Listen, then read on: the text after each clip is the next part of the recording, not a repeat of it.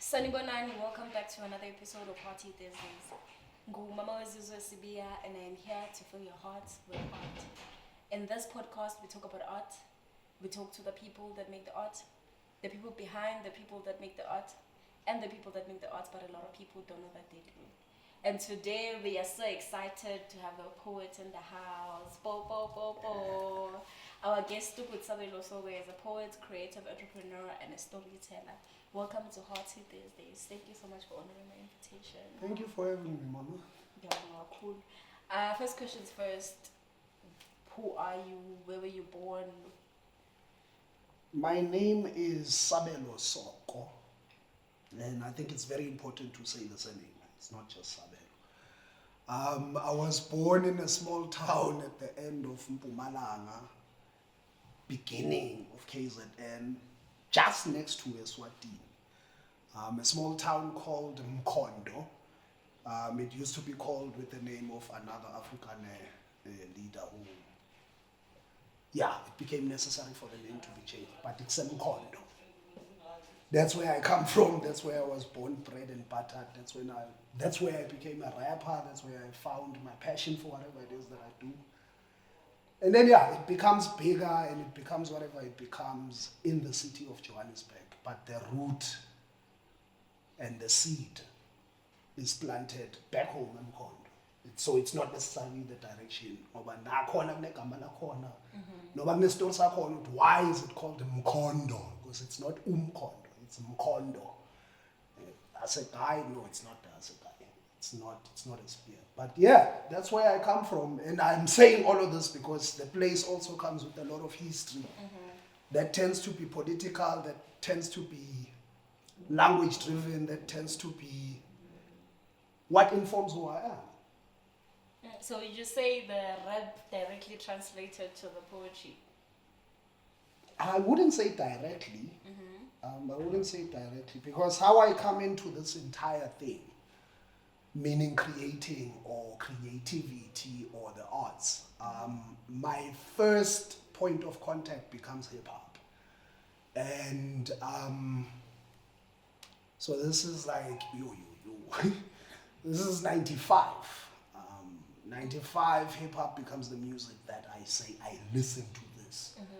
And I would go out and find what you would call mixtapes now, basic Adama tapes of different artists that were making music at that time. And I think till 98, that's what I was doing. So it's either imitating other people's work up until it started becoming its own thing, where you would take the beat and just want to rhyme your own story in the cadence of the rapper that you were listening to. Right, and then it happens when I came back from school one time, I saw a show. So Channel O used to play Ngama segments on SABC 1, if it was SABC 1 or CCV or whatever it was back then in the 90s. So they would play it as an interlude or music in between the shows. So I came back from school pretty early, and when I switched on, Channel O was on, and to me, T from the V, to me of the volume, who's known as Stogie T now, was on. If I'm not mistaken, the name was Fat Boy or something to do with that. And so he was doing slam, but it was more leaning towards poetry. And then after him came on the guy who changed my life. When I watched that, I was like, I wanna do that. I wanna do that. Righteous the Common Man was his name. I'm even getting goosebumps. Thabo Mutufela Lishong. So Thabo went on that screen. It was something happening in Yeovil. So they were just sharing the stage, which was a big thing back then.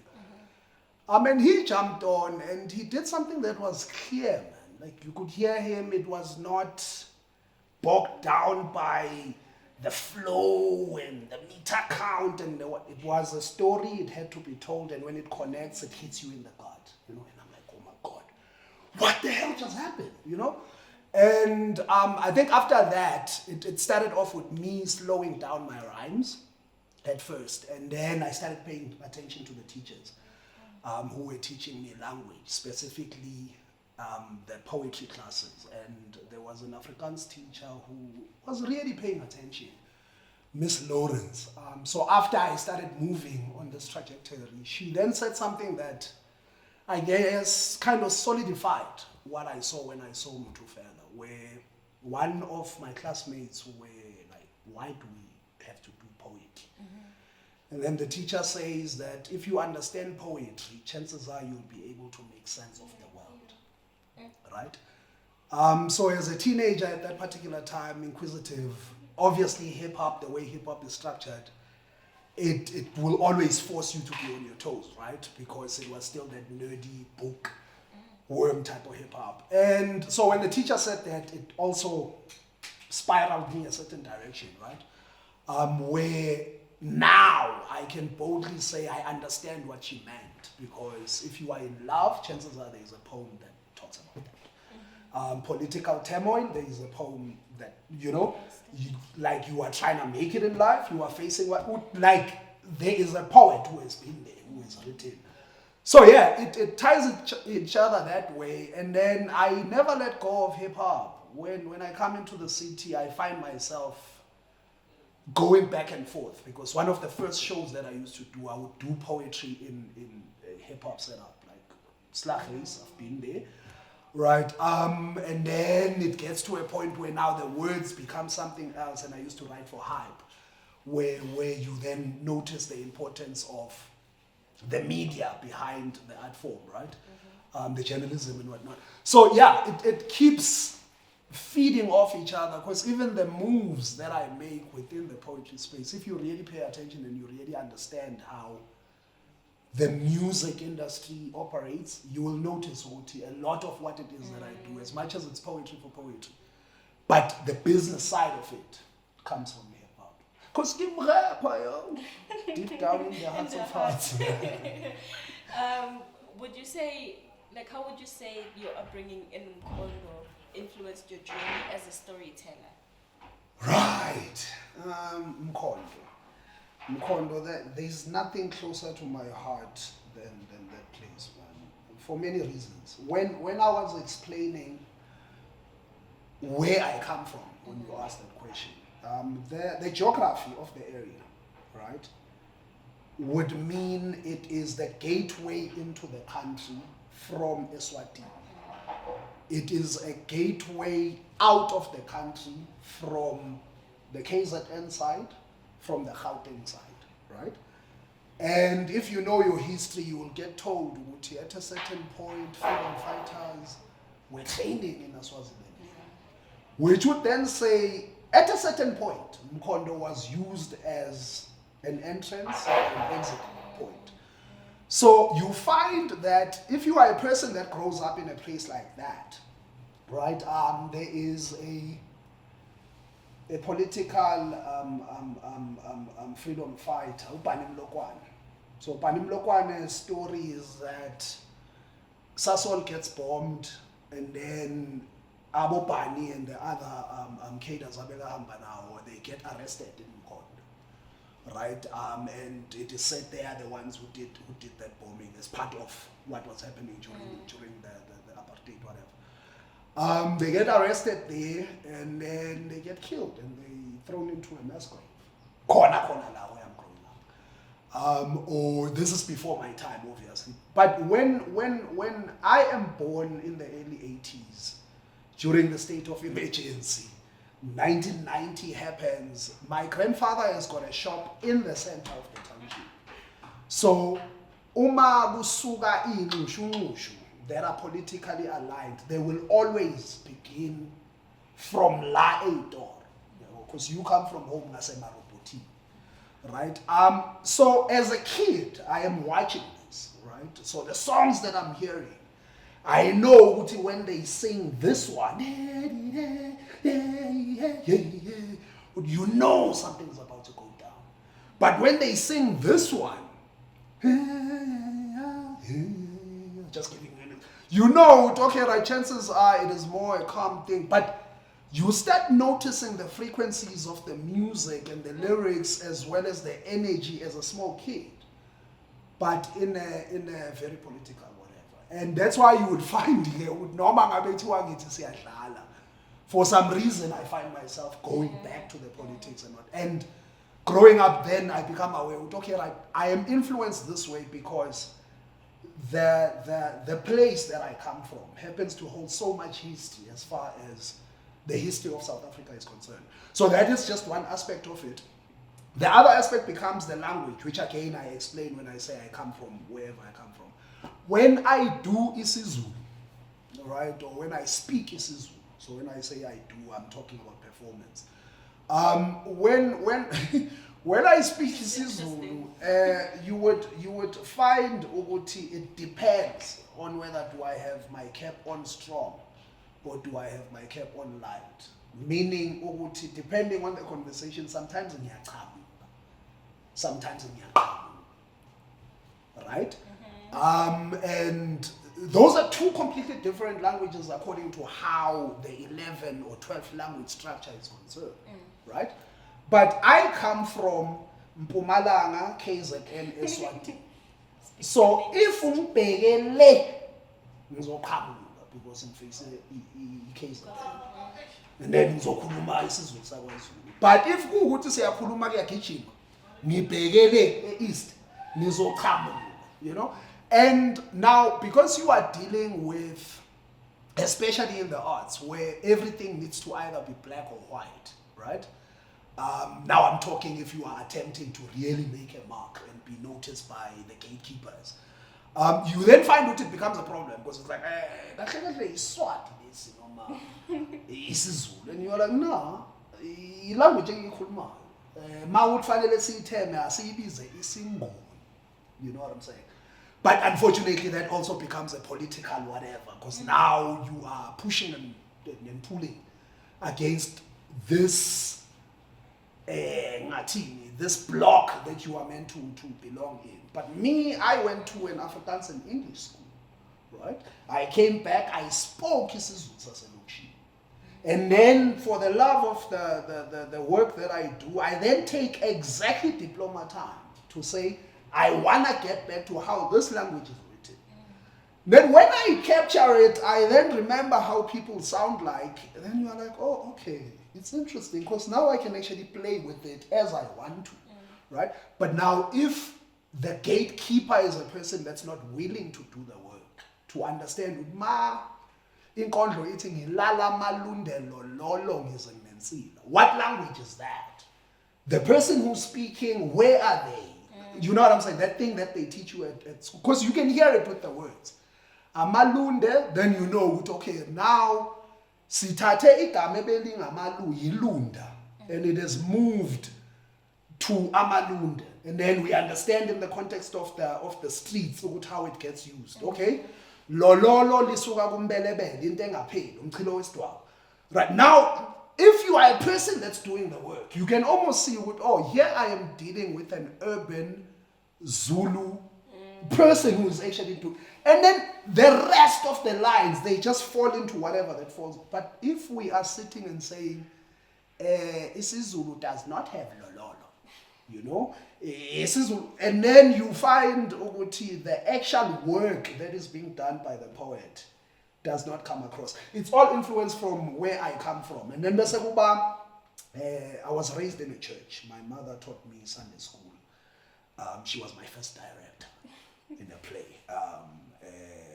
So that's all part and parcel of my upbringing. Bali the Lowestoro, which informs the entrepreneurial bone over and above the first things that I see, which is amakombrita toitoya or umlilo or amataya shayo. You know, yeah, which is why when I was explaining who I am in the beginning, everything obviously it crystallizes and becomes whatever it becomes in the city,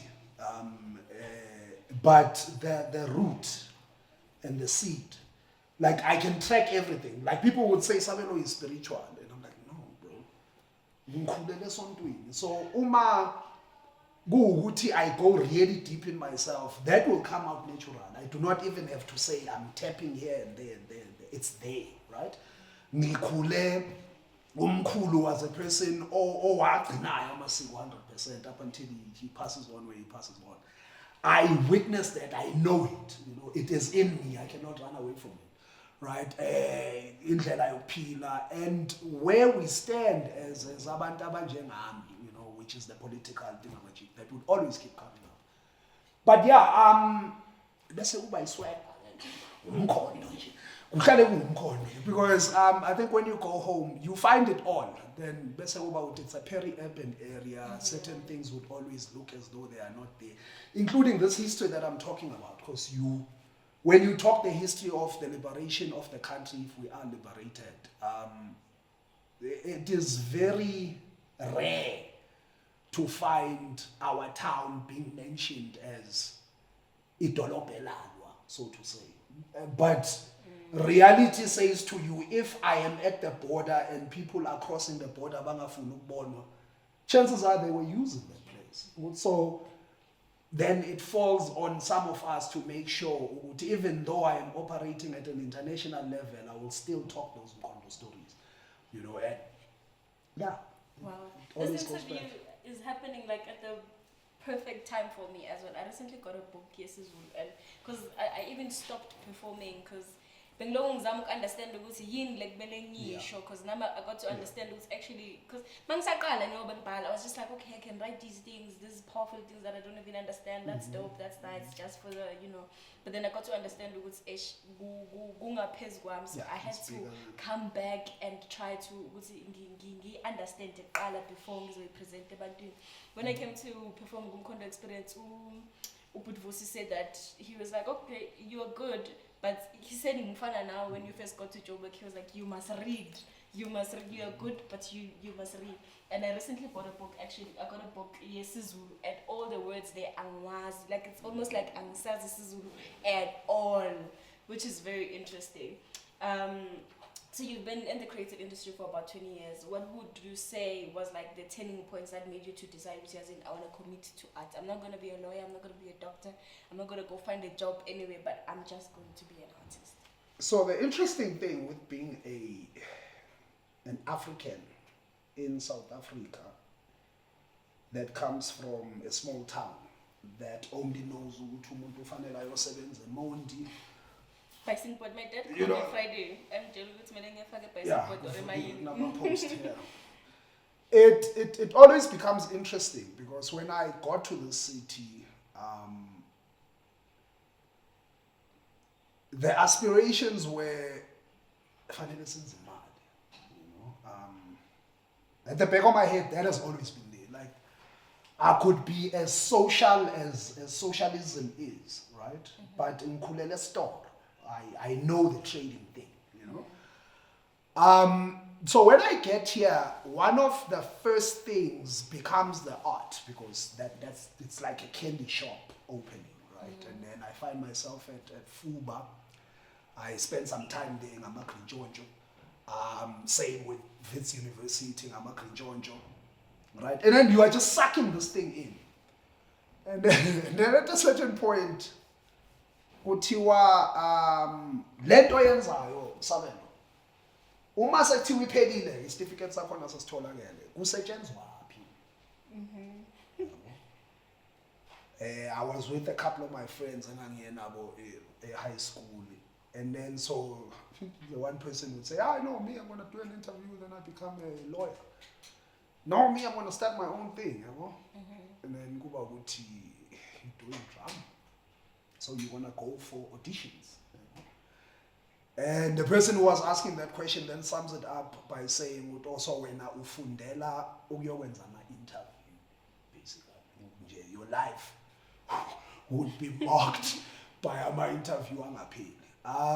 So that then poses a problem for umzali, because I'm raised by a single parent. Where now kuba ukuthi I cannot continue taking care of your livelihood in the city ube wena ubhizi udlala, right? So then that meant ukuthi I had to find a way to supplement the livelihood. So I did a short marketing course while still doing the poetry thing. So I'm still running. Like I'm here, I'm running at a very, very serious level. But akukho mali. I do that, I end up at F&B, in the contact center as F&B. I enrolled for another course, which was the Introduction to Banking. So I do Introduction to Banking, short course. So I was with F&B for a year. I'm still performing, like I'm still here. And then from there, I moved to Momentum, right? So now it's a matter of doing some of these performances in the corporate space and then come back to the arts as well, right?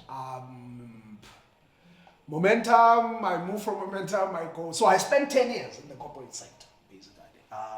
This is from 21, so it's just below a decade. So I go in and I'm doing this work, I am working, but it's all words because at the end of the day, it's stringing and trying to make sure that you see what it is that I'm pushing through to you. And then in 2008, as I am double potting, in the conversation there are 2 pots in South Africa now. As I'm 2 potting, I'm in that pot, I'm in this pot. Then Tear Gas works on their, it was the 3rd album, Soko. So because I'm still writing, I'm still performing when cats call me, and it's just that the money is the thing, right? I then jump on the Tear Gas project, Soko, and I do an intro poem, which is basically the title of the project. That does, however, well it does, but still it doesn't feel like a thing that I could actually, say Sabelo is going on this trajectory. I think it takes 3 more years after that, and I become sick. Ngahlalwa yilahle livuthe esifubeni, ngehla ngenyuka nasemzimbeni, babuya bashalazela bamthunayo. So mphathwa ufuba. When this happens now in my neighborhood, everybody is like, Sabelo mubi, nithi Sabelo mubi lo fire, but Sabelo work golf. I'm like, no, man, I'm too talented to be remembered as work golf. So then when I came back from Logo Kula Logo, so I linked up with Maraza and Crystal. So we started knocking different things because we were recording double potting. But now noticing the fact that if my life had ended at that particular time, the person that I had always believed I am does not exist. Go exister, this big guy who try to drive ngomkhaba amadaki wesportini ohamba ngelokhwanyana ngegolf, he's a VW driving brother. So then I come back, some of the poems that I had written, and I write new work, and we just keep on recording. So I quit 2 times before that time, during that time. I quit for the first time in Sabelo, and I took that money, put it towards whatever recording, but it didn't feel like there was a project. And then there was no money, I had to go back to work. And then I quit again. When I quit again, I then did t-shirts for Tear Gas, that were almost like because they were not doing merchandise at that time. So then I started something called Mpumalanga Made Me, which kind of supplemented le mali ebesengiyijwayele. And at that particular time, it just made sense to do the jump with whatever it was that I had saved. And I think I was now well aware of how does it look like, right? It was no longer just about recording. So if we record it and we take it out, at that time it was still radio, and just trying to get it there, and then you can move with whatever. Before Biola became an actual thing, we would finally open something as Kwame knows about that. And then, 2013, we started then pushing out projects. Meaning singles, to try and see who would grab. Likwala Kwala took one, YFM took one. But I was dabbling with a lot of different things then in terms of the sounds. It wasn't just hip-hop sound. I was doing hip-hop or anything that leans itself with hip-hop, which would be, like there was a lot of jazz stuff. There's a lot of dubstep stuff. There's a lot of what you would call lo-fi now, where it's just synths and that type of thing. I also did a lot of house records with uMkhondo, DJ was a for and I did a lot of work with him at Soko, which is stuff that doesn't come out, right? Where I'm still just figuring out how does it look like. And then when it made sense, I did the jump, and then it became something else because it was like, okay, I thought I was ready for this, and then it's a sinkhole, you know?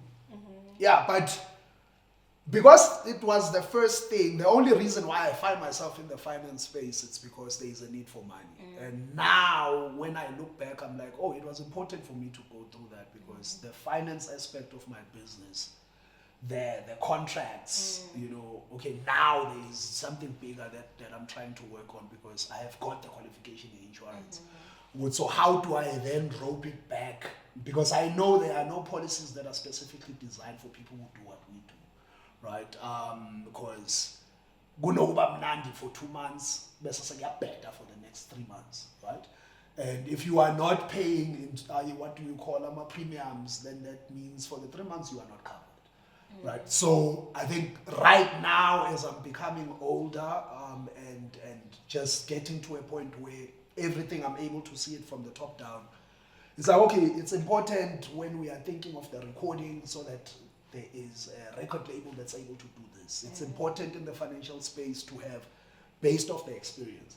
But yeah, I jumped off, I did finance, which I never let go of because business is business. And when I decided to pivot back this way, it was when I felt I could sustain it financially because it's something that I've always been doing. And you would make 2,000 here and you're like, hey, go to you know, and 15 here, you're like, hey, go to Then eventually it's like, nah, I can't keep doing this because we're gone. Imagine being remembered like that. Nah, that wasn't cool. That shifted me. That shifted. Can you share with me like your earliest creative projects that made you to realize the impact that storytelling could have?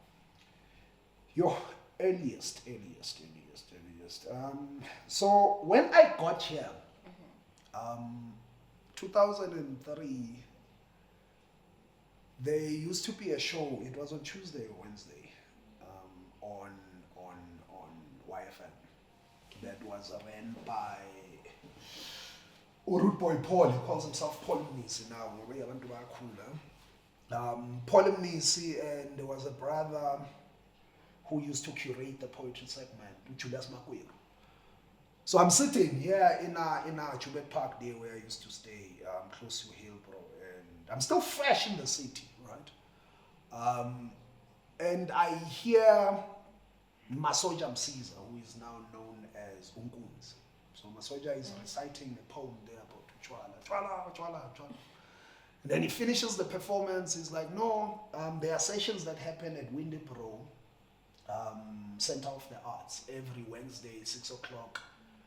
Yeah, it's in Joburg Park, come Hillbrow. I'm like, no, but this is where I'm at, right? And then after the show, I take a walk, and only to find out it's just around the flat where I lived. Oh, then it's like, okay, cool. I'm gonna go there tomorrow. So I go there Wednesday, and I sit, I watch. Okay, this is how we do this thing. Oh, this is the thing I saw on TV. Okay, cool. I go back home and I wrote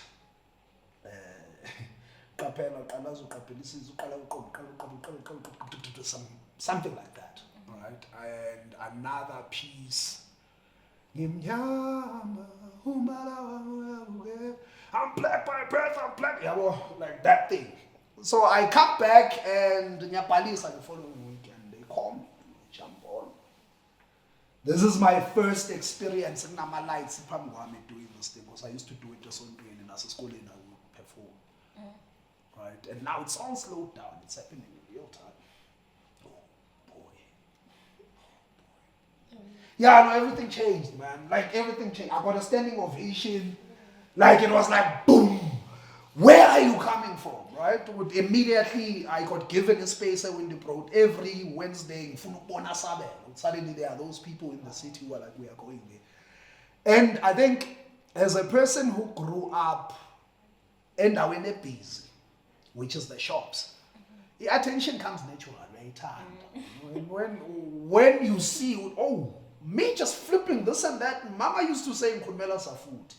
But if I do it in the intention, I am now actually taking you from here, the intention is to put you here, but Fanele sends a saw before we get there. And then everybody's like, I'm like, oh, I want to do this, And so the interesting thing is, growing up as Toro, my grandma would always listen to Itori. I want to go to 11, now at 3 o'clock. A theater of the mind stuff. And then you find that there are all of these different pockets, because I think at that time when I got here in the city, there were not a lot of poets who were singing in between their work, even though it's a legacy that we have if you really study performance poetry, whether it's what they call Soweto poetry or any of the movements that have been there. You would find that we've always been a people that go hymnal and then we bring it back to almost the preachy spoken word stuff.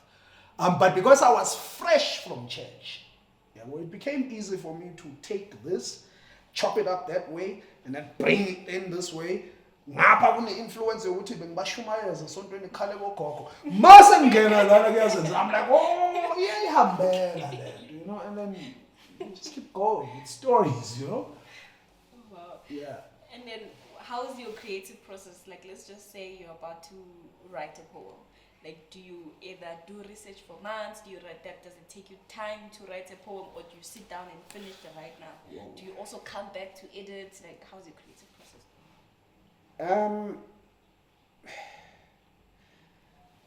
They come differently. Okay. I won't say it's one and the same thing, because I know the concept of sitting down and saying, I'm not waiting for inspiration, but I'm going to sit down and do what needs to be done for the next 8 hours, and then sit with it and try and look for the gems, right? So I am able to do that. I'm disciplined enough to say, this is what I need to do. And then, and also I understand not everything that I would sit down and say I'm right. So I wake up every day and I do writing, right? So that's how I make sure that bone remains the way it needs to remain. Like discipline, angilindi kuze kube ne-usa before ngenze you know what I'm saying? Also, like by fire by force, after I have dropped off the kids at school, that's what I do. I sit down and I write. But most of that work doesn't even make it to draft 2, right? It just becomes that, and it becomes that. And sometimes I would sit and it would come and it would be as clear as it is. It doesn't even need editing.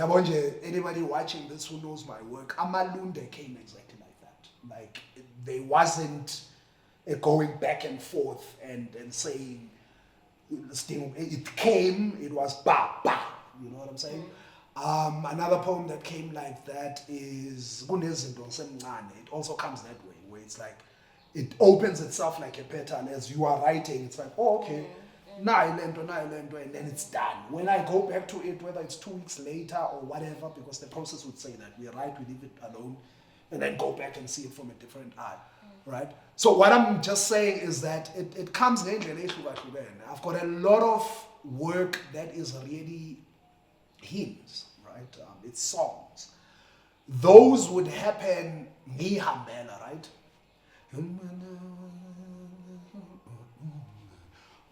Okay. You know what I'm saying? And it's just, from wherever it's coming from, it would be this rhythm that keeps going. And because we've got smartphones now, I would capture the melody the way I capture, the same way producers would do. And then when I sit, because I work with words, it would be then to try and understand what the melody is looking for, right? So umkhethe wazi kahle kusogwadule wakho lubala methu uzokuphuzisa. Now it then becomes the words that end up sounding as though they are dictating how the rhythm should go, because my aim is not to show you how beautiful my voice is. Ngikhulele esontweni, I can go there. But the intention becomes, what is this message? And it's coming at this particular rhythm at this particular time. So it shifts. Angaze ngahlala, I know there is a person that I used to mentor who says they see words falling and then they just plug out and they write a poem. No, that does not happen. But I think what becomes the most important thing, because now I'm just telling you the grind, which is, so every time when I drop off the kids, I come back and I do writing for at least 3 hours till 10. Right, and then thereafter I would go and try and do admin, and. But the first 3 hours of the day are dedicated to that, right? But then sometimes you would find that I am on the move and something comes and then I have to jot it down, right? And sometimes it would come, it would be a complete thing, right? Then, bah. But the core or the most important thing behind it all is the fact that when I stand Eagle's view, I find it go back to actual life now. Going out and getting drunk, going out and spending time with friends, being here, experiencing this and that. None of it is able to happen, right? If I was not reading as much as I do, none of it is able to happen. So it's almost like you are working constantly, because as soon as you have opened that thing and move, it keeps taking what it needs to take. And then the early morning exercise, it's almost like downloading whatever it is that I've captured. And because I've been here for 20 years, you would find the language itself would force itself to be poetic, because you are downloading what's coming from the core. So yeah, I've got a lot of work, and over the years, a poem that you believe, this is something that can stand, it gets lost, because the city is the city. Then you cry, you learn to let go. Oh, the poem was going to change the world, you know. And then you're like, it's gone, it's gone. You keep moving. But you would find, for me to get to the one poem, probably there is 50 that get killed. Oh, no, this doesn't work. This doesn't work. This doesn't work. This line here probably complements that. It pushes that story forward. This doesn't work. This doesn't work. Some of the things never see second draft. Some of them, they fall out third draft. Some of them you end up, like right now I'm preparing to release something towards the end of October. I am sitting on draft number 25. You know? And that's only because I'm working, not as cut some but as cut some. If I come back and I'm like, I want to learn, this is so I say shit. And then the guys who are proofreading, if they come back and they say, but why did you shift this from here? Because I thought we had already moved. It's like, no. The color was red. Right now, it feels like it needs to be orange. Let's move with it. Up until it gets to a point where I say, it's ready for the public. Wow. Would you say it's the same for like the short films or the other creative projects that you do, or even like the full-on album that you that you release? I think with everything that I write, it becomes exactly like that, except for commissioned work or when I am consulting or freelancing. Then because the deadline would say, right, so we need this on this particular right. But whatever it is that I work on, it comes the way it comes, and I do not say to myself, on Monday, I sit down and I write poems. On Tuesday, I'm going to sit down and try and write songs. No. Like when I sit and I start working, if it starts pulling me that direction, I will follow it, right? And sometimes it would happen because I've spent time thinking about a certain topic or certain subject, right? And then you find an entry point. This is the first line, right? When I sit down, then you find that becomes the thing that you focus on, and then you fight with it and shape it, almost like a person who's doing the pottery work, you know, like attempting, finally pull the way. And it's like, no, mina namhlanje. So the only thing I can do is to leave it, then come back to it and keep reshaping.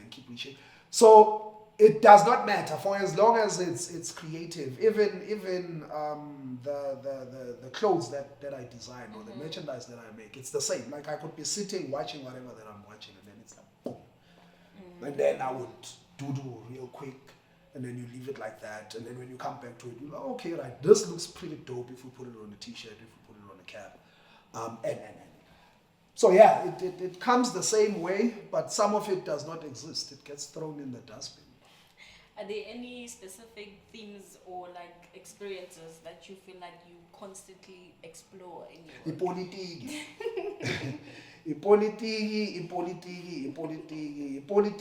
umhlaba, ipolitiki, imali, ipolitiki, ngithanda labantwana, uthando, ipolitiki, and the black experience in the township. I was bitten by the Dead Press bug when Dead Press released Let's Get Free, and it shifted my thinking to a certain level where I really and honestly believe Oguti art can really bring about the change that we require, right? And then you would find Oguti Sabelo khulele esontweni, and Sabelo Dead Press who believes Oguti art can change. It will then always show itself whether I am talking about uthando, ngeke kuzobe uthando lwama ice cream, kuzoba uthando ufuna ubuyela emuva liyokhuluma ngomsamu nenhloko nesikhandi, nokubaluleka kwenyongo, ukuthi so who we are and the things that we have always been doing, whether at a spiritual level, how does it look like in the physicality, right? So if kunomsebenzi kini umndeni wonke uphelele uhlangene, what does that do over and above the spiritual thing that some would say, hey, Tina, we do not want to partake in that. But there is this team building thing that keeps the family going. So it always goes there where it pulls from. Yeah, I hope I answered you, because now I'm not sure where I'm at also. I am answered. How do you like stay creatively motivated and inspired, especially like when you're working on multiple projects at the time, also with the life that you have outside of the art as well? I don't think Uguti there is anybody who operates one-dimensionally. If umuntu ophilayo, one of the biggest arguments I keep having with poets who are close to me, especially uMac Manaka, who's a person that I talk to almost every day for close to an hour, is the fact that for us to think Uguti, if you are a bricklayer, therefore it's the it and all. It's a bit problematic, that thing, because lo muntu lona, chances are uyayiphelela, right? And bapheka some of the bombest food ever, which means culinary stuff untswembe, right? But because we say they making their livelihood bricklaying, therefore we have closed them off there. Maskhuluma nge-Raja, we do not want to hear them. They know nothing about Raja. Eh?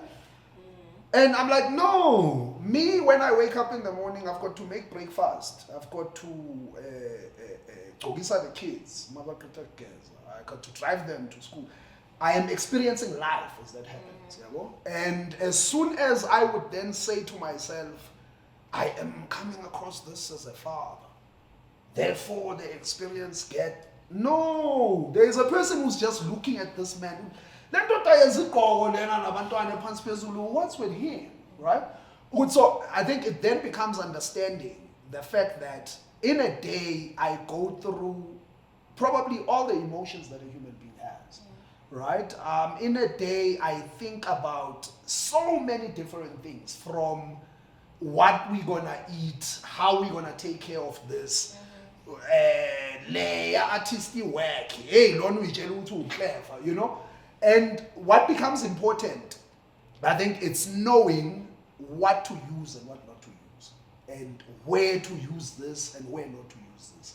Sometimes obviously it will cross-pollinate, because I don't know, you were talking land whilst doing the hymn that came right? And then suddenly, when commissioned work comes that requires us to talk about the garden, right? I'm still a bit sensitive because when I was doing the passion project, I was really saying, bring back the land.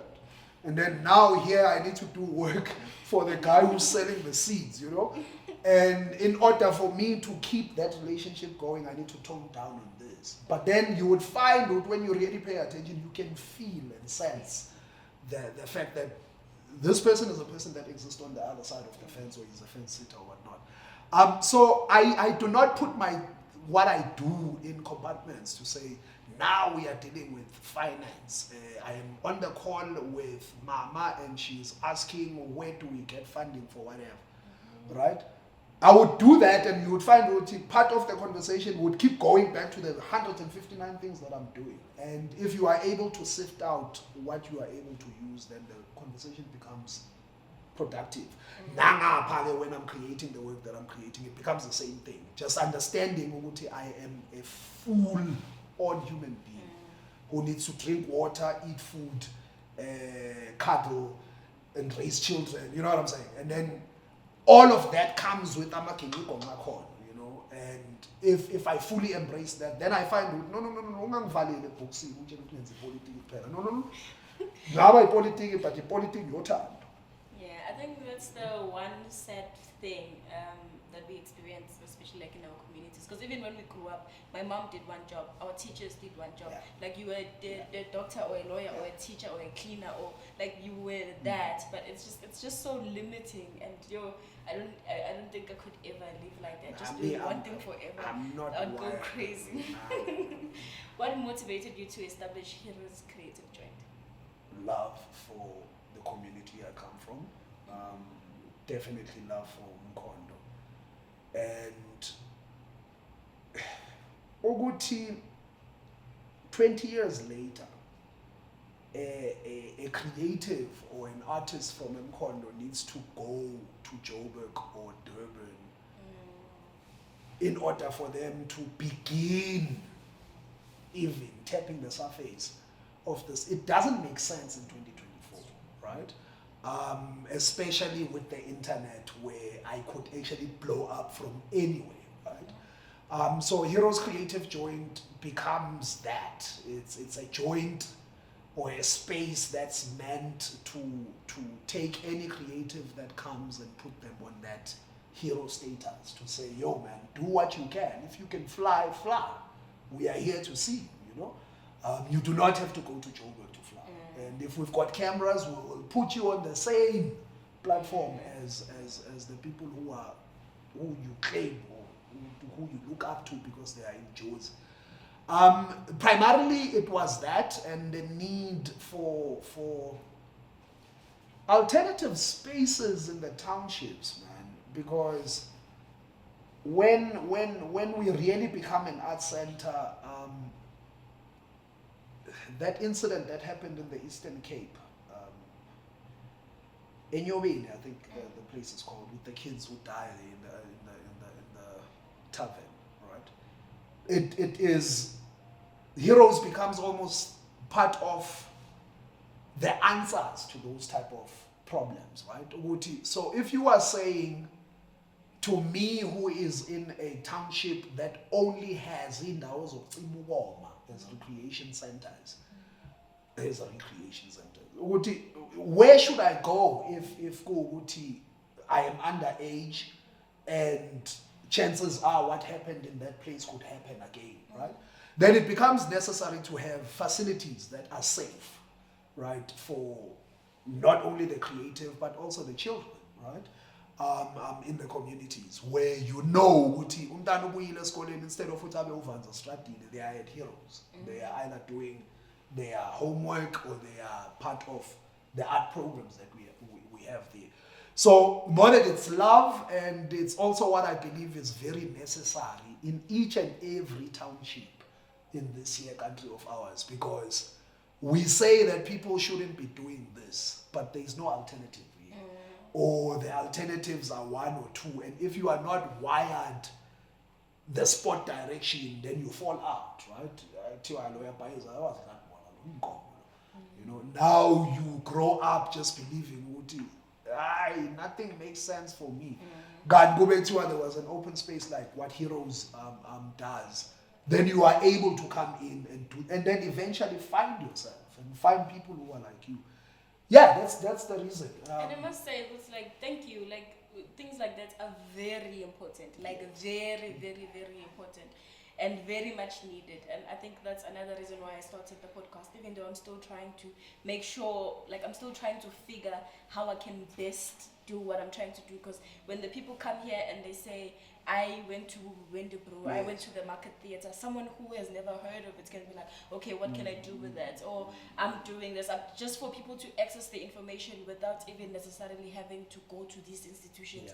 Even to know that these institutions exist and what can they offer and all of that. Because access to information is like, I think it's just one of our biggest problems. I think access to information and access to skills, access to places like this that can actually give you something that you can do is what we need more than jobs even. I mean, and that's what I believe as the youth.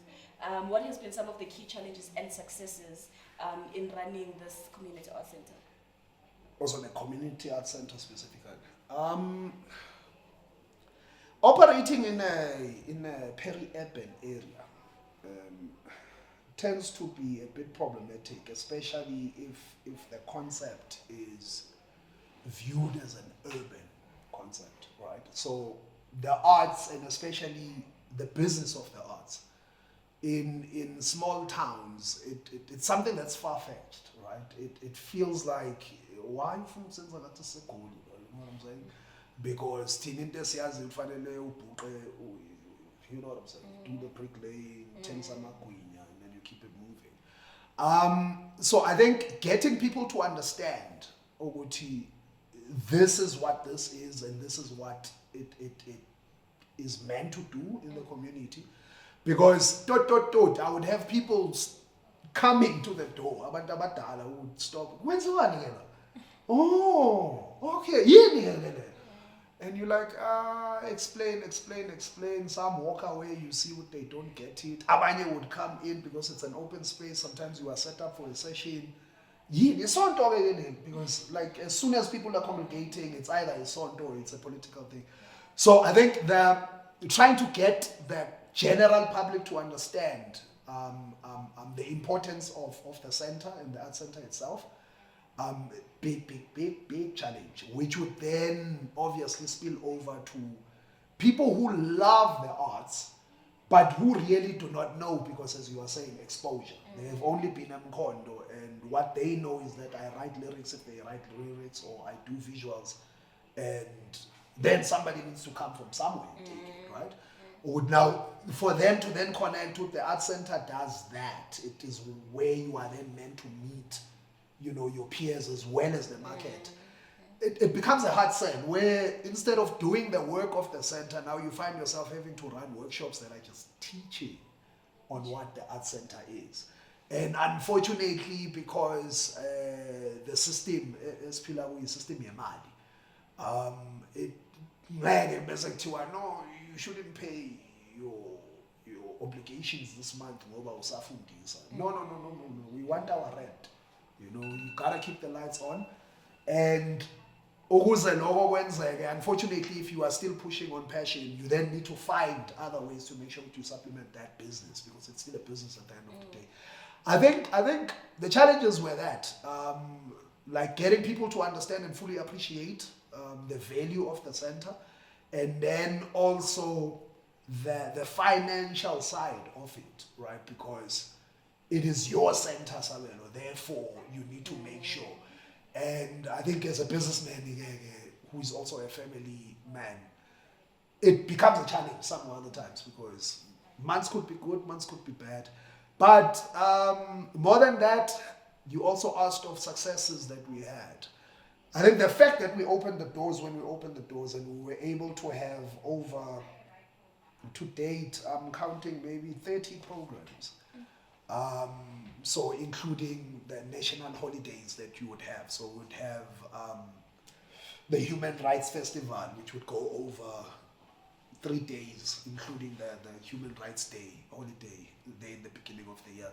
And then it would be different programs according to that, including now there was Money Smart Week South Africa, which is basically the financial aspect of my life, where there is a workshop that I basically created for artists, which is just introduction to managing your finances, right? The first time I did it, I was turning 35, and the idea was I'm no longer a youth now, I'm becoming old. And then it was imparting whatever that I have learned over whatever time. And then eventually it ended up being part of Heroes and the Money Smart Week South Africa thing. What else?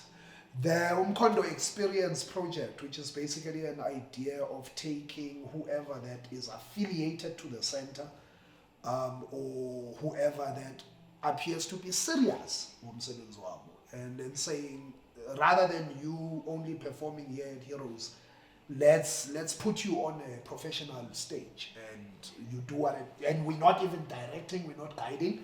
Sit on a stage and you do your thing. So we had a relationship with the Joburg Theatre where you also performed uMkhondo Experience. And there is the last people who were supposed to have decided to no, Bona, they are not going to come. In Kanyezi, I'm saying this. In Kanyezi Theatre Production, they were supposed to come and perform at the Joburg Theatre, but because of whatever reason, they did not make it. Somebody should be coming up at the end of this year, which is the group we were working with, Monyako Pelida. It's just that the last time I went home, I am not 100% sure whether they are still a group because the town is small and there are a lot of things happening. But yeah, uMkhondo Experience, the idea is to take artists from home, bring them up to Joburg. The relationship was only with the Joburg Theatre for now. But the idea is to basically open that up, including some of the theatres that we have in Mpumalanga, because there's a theatre in Sekunda. So from these small towns, because the idea is to blow it up beyond just uMkhondo, which is my first love, and to say I can take people from Hlalangengani in, I don't know, deep rural what, and give them the experience of staging their work with a proper technician and you know, and even if it's possible, we take them to costume. You know, yeah, I think that's probably the biggest thing that I'm really, really proud of, even over and above the Money Smart Week and the programs that we have running. Yeah, the doing what I was not exposed to at that particular time, because when you come back from here, you can then say, no, me, I'm going back to Joburg. I want those lights, you know, or me, I'm going to work myself till those lights come to me, you know. But yeah. Wow. That's Heroes. It's very interesting how a lot of the things that you are doing, it's things that I want to do, which is what I was saying. By the time I am able to go back, I won't be starting where you started, because you're already laying the foundation, and for me, you're even laying a path in a way that I can easily plug into. Yes, it will still be hard. Yes, it will still be difficult, but you're also showing that it's very much possible, because it's very important. When I think it was 2016 or something, I was number 2 for the slam competition that you guys were hosting, and I got to come perform in Soweto for the first time. That opened my eyes in ways nothing else could have done that for me. It messed you up. It made you an artist. It messed you up. Oh my God! It helped me a lot, and it's very important. Thank you so much for the work. What would you say? Okay, I think you've already touched on what inspired the uMkhondo Experience, and it's very brilliant. So looking at WordUp, what do you think makes live performances such a powerful medium of expression? I think with WordUp specifically, the biggest idea with WordUp, now I need to remember your question, because I'm going to start from how WordUp is structured and then to try and come back to your question. WordUp, the idea is to showcase the cream of the movers at that particular time, right? You can come on, jump on the open mic, it's fine, right? That's okay. But in terms of who gets to headline WordUp, the idea is to keep it as the cream on top as possible. And the reason behind that is because there are so many spaces, right, providing performance or performance houses, performance spaces. To a point, Yoguti, when you have been doing this for a while, the question then becomes, what happens after this, right?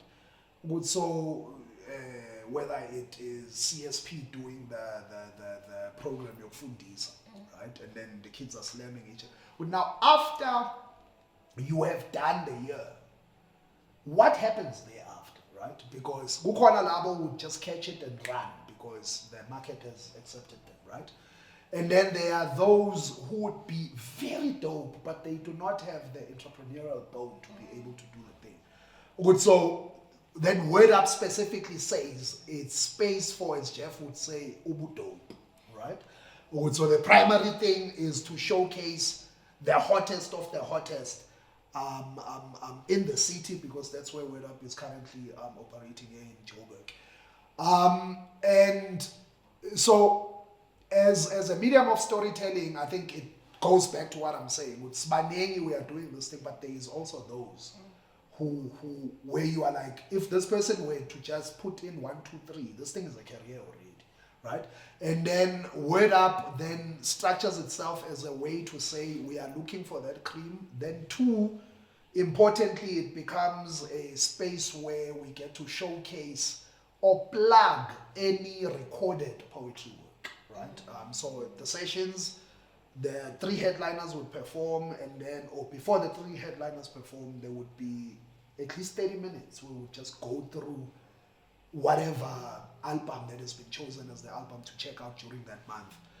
Like the last session, we had the album Lagamandi Vundla, a love song for Miriam Makeba.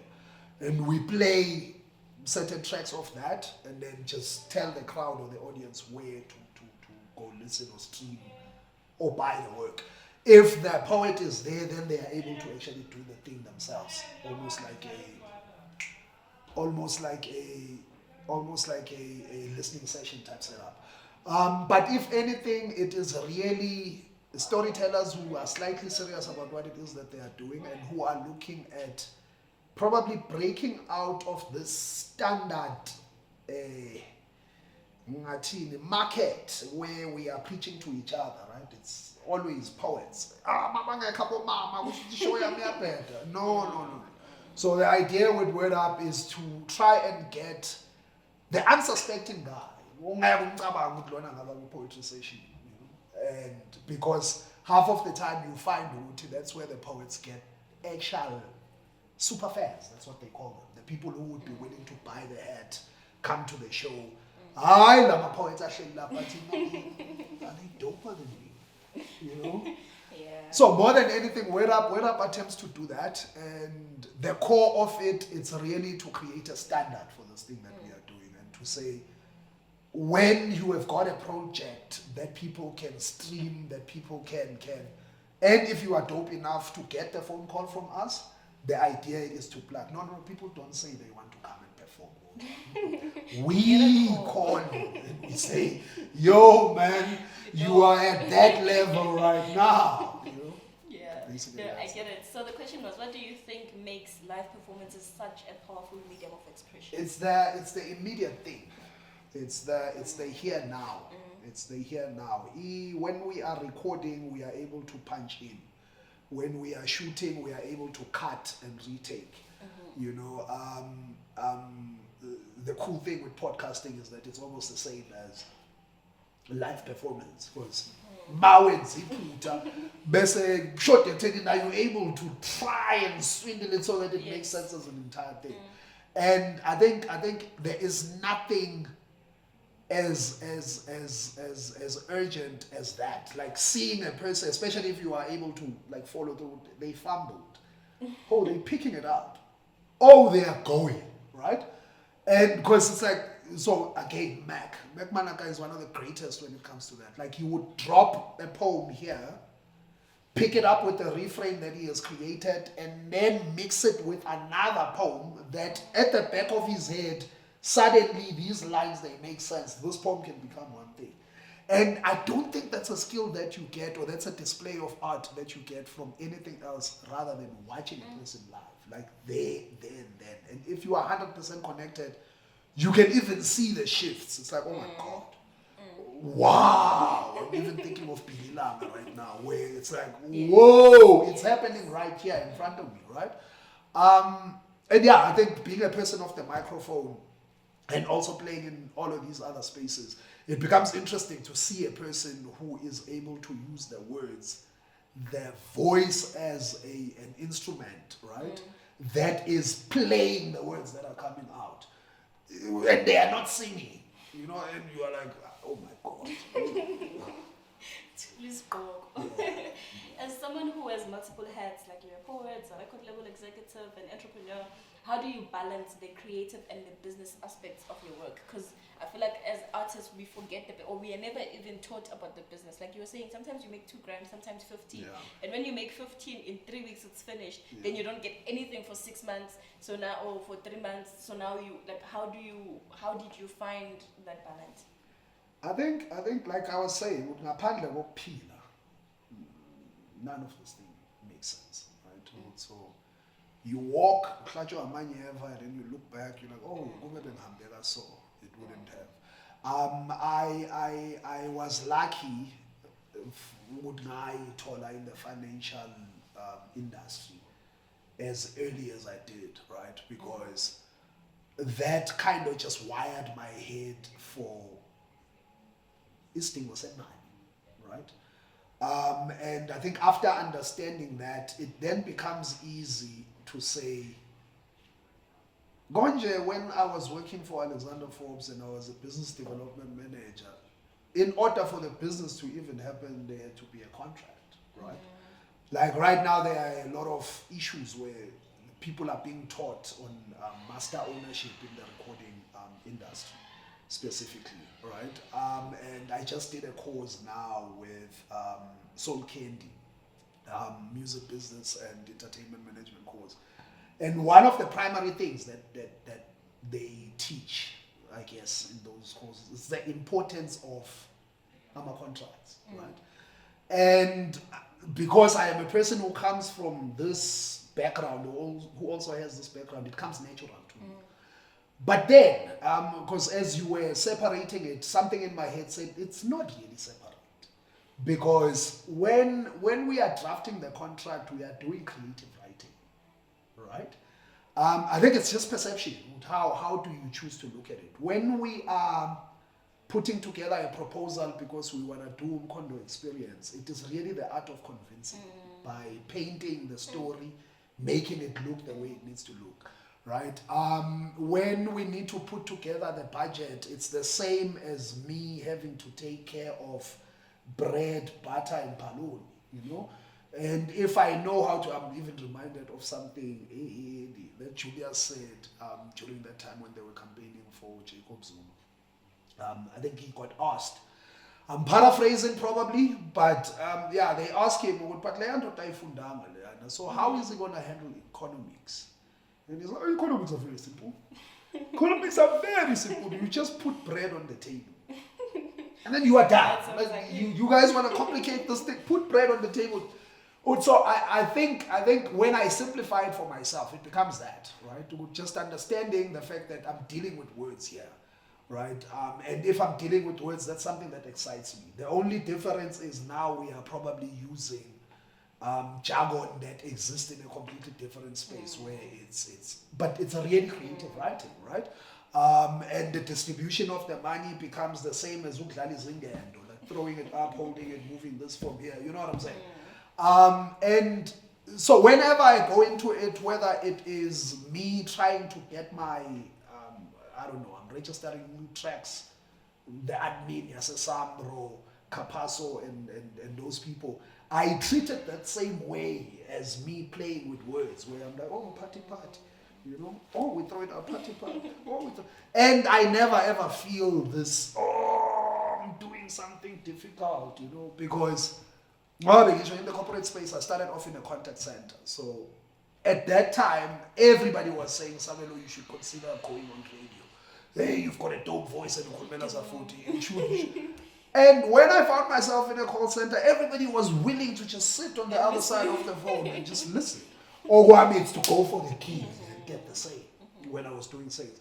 And I think I have always viewed it that way. Even when it becomes very, very business, I just remember the fact that it's because there is a creative.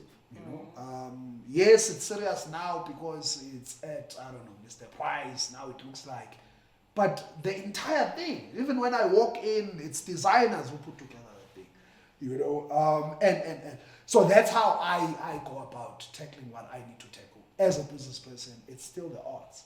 Wow. And I think one other thing that came to my head at a certain point, one of my first businesses was a business called Selling Concepts. So the idea there was just to sit on the couch and come up with the concept. Right? It could be anything from advertising to the next big, I don't know, container, right?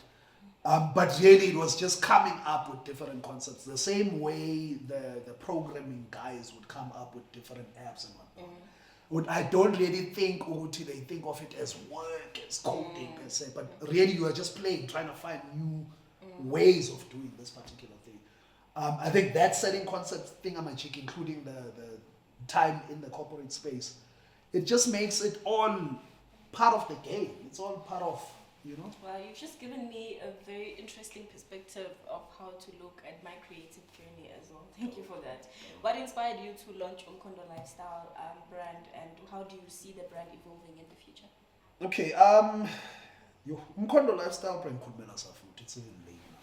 uMkhondo Lifestyle brand is when I was talking about some of my moves being informed by hip hop, right? I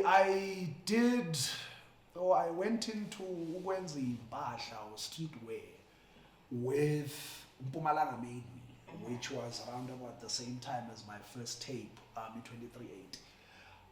And then after that, I worked on a project titled uMkhondo, which is basically the trail to the conversation we were having about uqhamuka nochamuka, where it just becomes very clear ukuthi this language looks this way, right? And at that particular time, it was important for me to have merchandise that would support the project, because the industry was straight up, or it had already shifted from CDs to even from downloads. It was now moving on full on to streaming, right?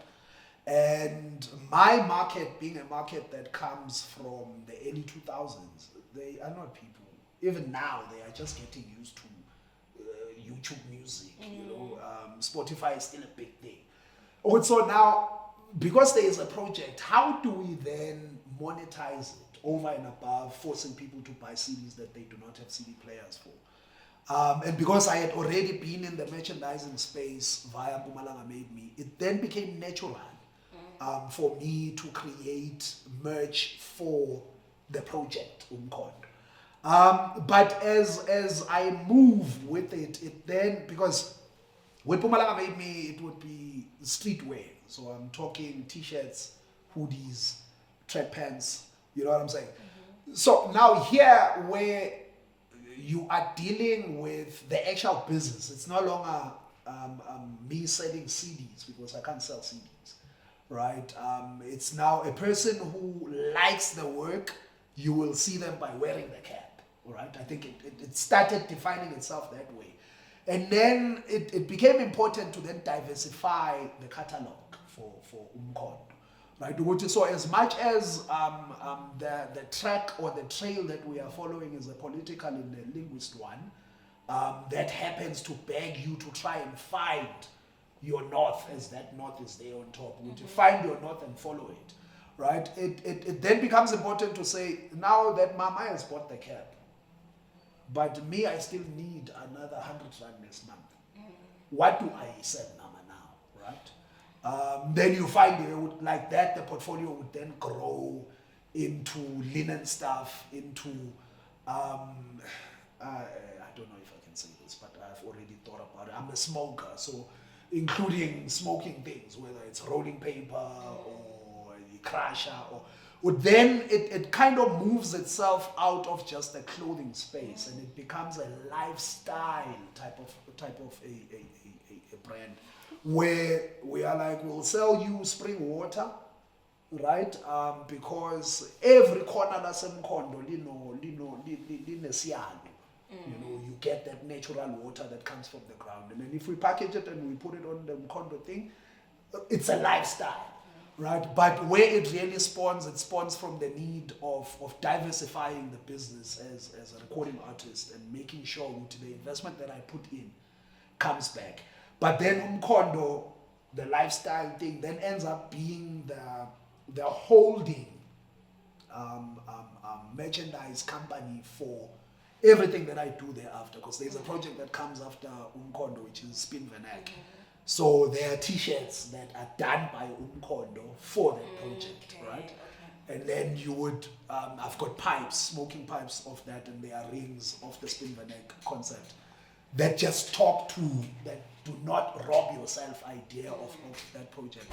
And then, yeah, the lifestyle brand would then look at whatever project that we have and try and create lifestyle products that talk to that particular project. But it always leans itself back to finding your north and following it. Like as much as it's come here east, what's important is finding the north and going about. Wow. And like I said, I like this is amazing because a lot of the things that you are doing, it's things that I want to do. I bought my first sewing machine like 2 months ago. I'm still learning. Yeah. I wanna do fashion, but I also want to extend it beyond that. So by you even coming here and saying all these things, it's a reassurance not just to me, as much as I'm doing all of this to make the people who are viewing this from Emakaya or villages or wherever to see, oh, actually I can be a poet and exist like that or whatever. Yeah. You are also here reassuring me to be like, okay, no, you're on the right path. It's possible, because sometimes the dreams, especially if you've never really seen it manifest, like if you've never seen a representation of it, it kind of seems like it's too far-fetched. So yeah, no. Could you tell us a bit more about Spin Venek and the manual, and what inspired it, and what do you hope people will take away from it? Okay, Spin Venek is a term that means do not rob yourself, right? It's street lingo. When we are looking at it as the language itself, ukuspina means to ngiyabuya, noma ngiyaspina, ngiyagana, right? And then Venek means a certain location, or the language of a certain location, or a certain neck of something, right? But when you put them together, Spin Venek, the people who started using that term were people abebaphila ngokuspina. And then they would then say, because we are facing whatever we are facing at that time when they were existing, would you always need to take care of home. So if God finally survive, you need to go out and get the food and then come back, right? When I was working on uMkhondo, there's a guy that I brought in to do the editing, who is a Zulu linguist, uZoza Shong. So Zoza, there is a book that comes with that project titled uMkhondo, which is a collection of the poems that are there. So Zoza writes in the foreword, so I'm like, Zoza, I am, it was what, 17 years in, right? Or 15 years in doing this thing. You cannot be calling me a novice. But instead of arguing and wanting him to change that in the forward, I then took some time to just understand the etymology of the term will come up, and then an entire world open up, like an entire world, because kunesilwane uliki beetle that lives emanzini amile, and so when boys are heading inkomo and they are not able to whistle, they will be told that go to that standing water and try and bamba that funda makwela thing, put it on your tongue. It's gonna bite you and then you will know how to whistle, which is why it's called Funda Makwela. So now this is now the process of me working on Spin Venek, right? It stems from this term that I'm called on the previous project. Then I start looking at this term, then you find that no, the Slwane this is designed in a very special and specific way because in a big Orlando, it's able to fly. When the water becomes dry, it can fly and go look for another place. In Amehla 4, starting Matimao Mehlo Mane, so 2 of the eyes are able to see beneath the water, 2 of the eyes are able to see above the water, right? And then it's able to walk or crawl on dry land. So if you really think about it, it can exist emoyeni, it can exist emanzini, it can exist on dry land. 2020 happens, and COVID happens, and then the world goes on lockdown, and now I'm forced to find a way to exist, right? And for some reason, my mind goes back to what I found when I was researching this Infunda Makwela that I had been called. And then the biggest thing becomes, Infunda Makwela finds a way to exist. Like it would either fly, sit, or whatever. And then that becomes a thing that I'm now obsessed with. Infunda Makwela, what would Infunda Makwela do, you know? Infunda Makwela saying can't you move, which becomes that nice poetic thing that you are able to do. And then when the world is locked down, I go back home. And then for the very first time since I completed matric, I am around my people for more than just a weekend or a month. And then you get to notice there's those things who are a raid win because you don't see it, right? How you bomb is you know, you know, so what happened to this concept that I knew as a kid, which is spin Venek, right? And now the interesting thing about the Willy Kick Beetle or the Infunda Makwela is that they always are in a community form when you see them. They are a clump of insects, right? And then they say, with biology, when these insects are moving, the hungriest of the insects moves to the outside of the circle so that they can be able to go get the food, then come back. They would wait for you to hunt the food and then they take your food, right?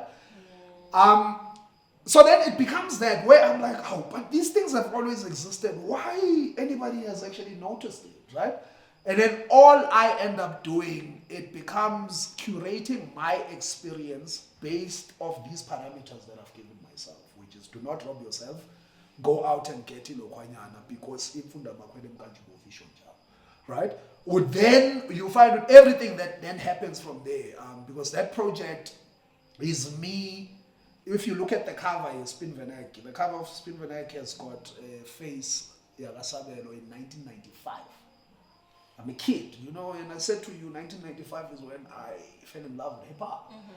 So if anything, that project is everything that I wanted or that I saw when I first came to this side, where it's like the art can actually do this, right? And so then the poems would talk about how I think or what I think we should take from this situation of the township that we find ourselves in, and what I believe can make us better people, right? And as I'm saying, it will then move from a point of saying, I think this is the way we can take. I'm not saying I've got the answers, but I think an art center could help us. I think being aware of why was there a need for umsebenzi, why is there a need for umembeso, umabo, before wenziwa umgcanso, you know, this back and forth between the husband and the wife, or the bride and the groom as they are about to get married. Now, because when we say that preserve languages or preserve the indigenous knowledge, we are not saying bamba la boka na boka. But rather what's important is the concepts that are carried in the language. What is the reason behind that? When people are saying damages, are they talking the truth? Or could it have just been a concept to try and take care of the financial problems that the kid would face? Because and then, right? So I think Spin Venek then becomes that, the preservation of the old knowledge, as I'm making the example, and also the township life that we have found, where we have created this new language that is also helping us progress as a people and to look at this thing completely different. Well, now, when I take that and I combine it with the experience that I'm facing at that particular time, you then find a 45-minute long radio immersion where I just play around with different things.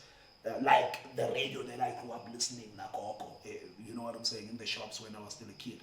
And then off that, you see, with everything that I've just told you, it's already a book on its own, right? But the structure of the Spin Venek manual then gets created to preserve some of these things. So there are 4 chapters, if not 5. It's knowledge of self, which basically goes as far as saying knowing izibongo zakho, or having izibongo, mina ngingumama ngenzani ngenzani ngenzani ngenzani ngenzani, could kind of help to deal with self-confidence issues, right? And then there is Don't Be That Guy, which is basically human relations, right? So how do boys treat girls, right?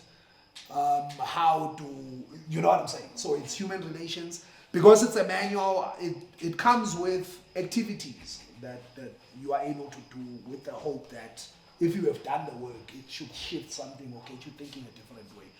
And then the other one is Know Your Worth, which is the money thing, which is basically just introduction to basic finance, which is budgeting, and the important affordable insurances that are there. You know, because people would lose a phone, boom, boom, klaba, and you're like, but you could have been paying 30 rand, bro. Like, you could have been paying 30 rand. Oh, so it becomes that, and what other chapter am I forgetting? But yeah, those would come off ngoba ngisho mfunda makhwela, then it pushes itself that way. And when I find myself at home where you are noticing with the Spin Venek concept no longer exists, these people are robbing themselves, right? So if we are to contribute kuloko kwenzakalayo, how does it look like? So it takes me 2 years from lockdown. So, but then if you count the time when uMkhondo came out, so it's 2017 till 2022 when we released the project. That's the audio, including the merchandise and whatever. And then now I'm preparing to release the manual, which I'm saying is on draft number, whatever. But it's really just a manual that's designed for the youth to say, I think these are the most important things. And if we lean them back to what we have always known, you would see that your people gave you itakazelo so that you understand yourself beyond. And then your people left you with the form yezibongo, which is able to now come in and say, Sabelo waqhamuka la wenza lokhu wenza lokhu wadlulela le. You know what I'm saying? Also, now, without letting that go, if we are holding on to that and we are bringing it here, with the understanding that words can change your mood, you know what I'm saying? Then, yeah, the Spin Venek manual becomes that. It's just positive energy being thrown towards kids who are like me. And who need it. It's very important and needed work. Where do you see your creative journey taking you in the next 5 years? I am definitely leaving South Africa. For good? That's one of my... probably not for good. Oh, thank you. Yeah, the traveling thing that we do as artists, it's there. But I think I want to get out at a certain point, probably just for a couple of years. But right now, of what I am looking at, it's to establish Sub-Zero Creations as one of the record labels, specifically for people who do the type of art that I do. Because I've been around for a while and I know for a fact, Uti, when you say you are recording poems, even the people at Samro, you know, who shouldn't actually be caring about genre or whatnot, they do not take you serious, right? And half of the time it's really because it looks as though yinto engenama representative, and when it goes to the executive side of it, there is really nobody talking the executive language.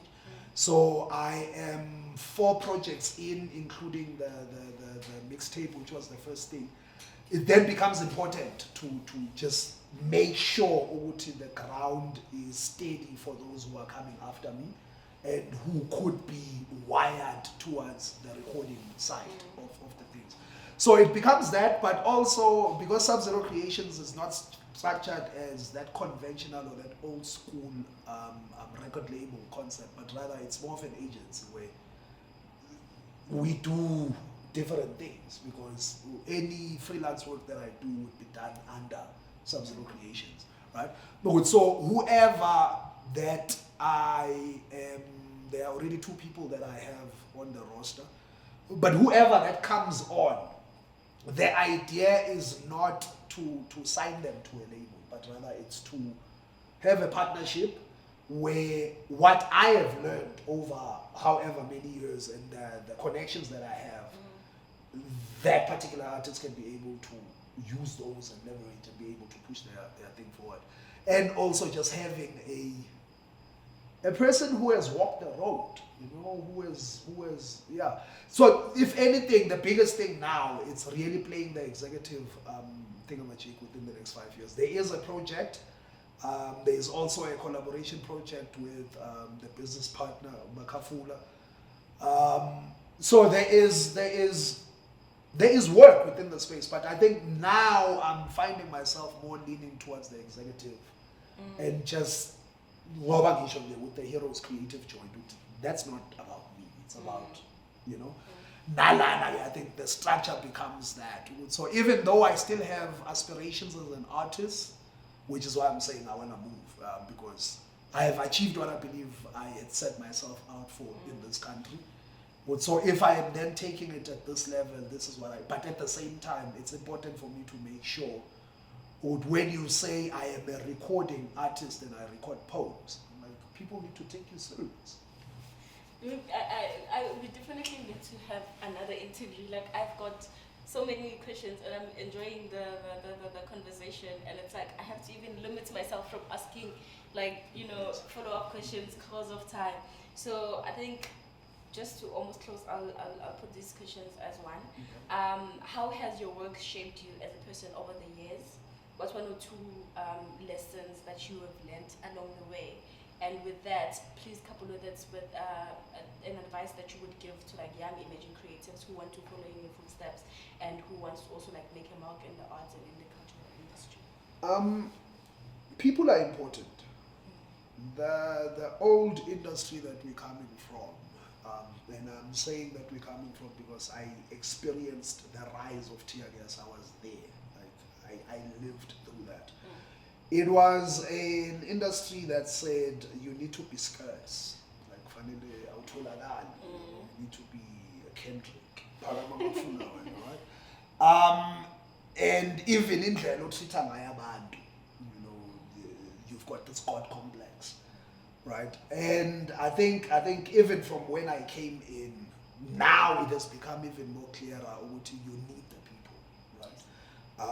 Whether you need them as clients or you need them as a feeding board where you would get to know whether you are on track or not, or you need them as a really inspiration, you know, because fanele kwenzeke something before there is something, right?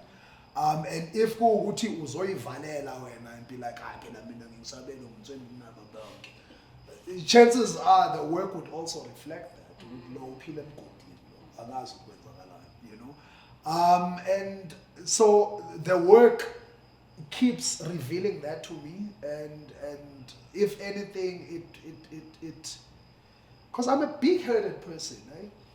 I'm a big-headed person. At the same time, ngiyapapa. At the same time, I know at a certain point in my life there was time where things would happen and I wouldn't be aware of things are happening because I exist so much in my head. And I think really just going into the artist and also practicing as an independent then forces you to get out, right, of yourself and be able to be with people so that you are taking this energy that then assists either to build this thing and push it forward, right? So even like concepts and pilo, that thing that the old lady was saying when I was still in high school there, when you understand or love poems, you can make sense of the world.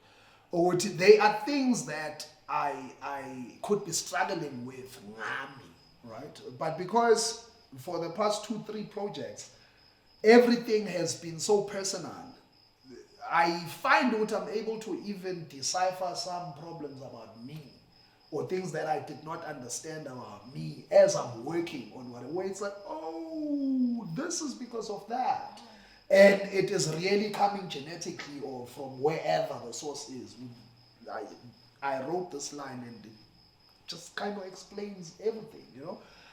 So there is that personal development. There is also the development of how do we deal with people, you know. And because of the sensitivity of amagama, you then find yourself having to relook. I would move fast, not being aware of when there are things happening. You are stepping on toes and you are just going, right? Or now, because of so many years doing this thing, you can even tell as something is happening. You know, because law usebenzisa amagama so and those the words they are using, they are saying the tone is at this level. Whereas law is, you know what I'm saying? So kuningi man, like being on my toe, I notice things before they happen, as I'm saying, including in the business space, right? For instance, the Art Center conversation. Right now, it's almost becoming one of the most common things that people who say we are entrepreneurial, we are doing business. No, we've got a chill spot there where you can come and do whatever, and we are sponsor selling. Like, it's been something that I noticed quite some time back, right? I'm not saying Uti, I was the first person to notice that, because you would find Uti, you are studying about Batsimela Manaka, right, which is Mac's father, and then you find out about Funda Center, right?